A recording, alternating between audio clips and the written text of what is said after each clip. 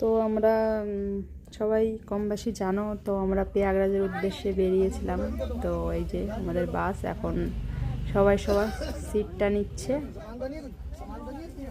তো নিচে এরকম একটা সিট, উপরে একটা স্লিপার সিট, এই যে, আর নিচে স্লিপার সিট, তার নিচে আবার সামনের দিকে কিছু বসার সিটও আছে। এই যে বসার সিট, এগুলো যাতে বসে যেতে পারে। তারপর বাস ছেড়ে দিয়েছিল, তো বাসের ভিতর থেকে আমি এই ভিডিওগুলো শ্যুট করছিলাম।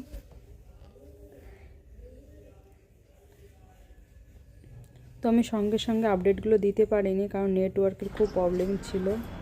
আর এই যে তারপর চলতে চলতে সকালে এই একটা ধাবায় নেমেছিল, ধাবার পিছন সাইডটা এইটা বেশ ভালো লাগছিল, তাই একটু ভিডিও করলাম। তারপর আবার ওখান থেকে আমরা একটু খাওয়া দাওয়া করে আবার বেরিয়ে পড়েছি প্রয়াগরাজের উদ্দেশ্যে।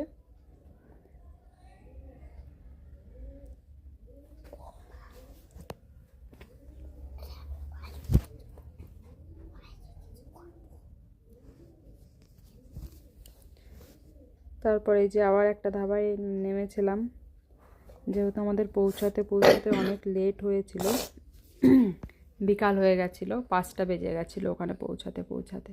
আমরা গাড়িটা ধরেছিলাম রাত 9:30টার সময়, সারা রাত গাড়ি চলেছে। তো আমাদের খাবার দাবার হয়ে গেছে, খাওয়া, এই যে আবার রেডি হয়ে উঠে পড়েছি। তো 9:30টার দিকে আমাদের বাসটা ছেড়েছিল, আর নামিয়েছে বিকাল 5টার সময়।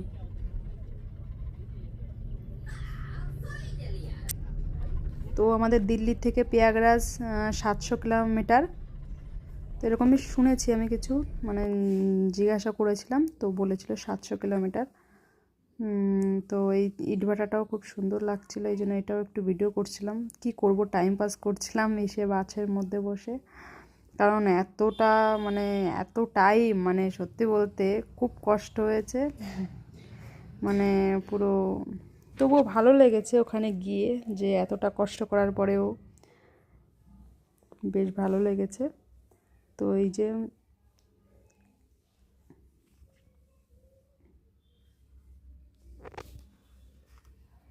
যে আমরা প্রায় পৌঁছে গেছি।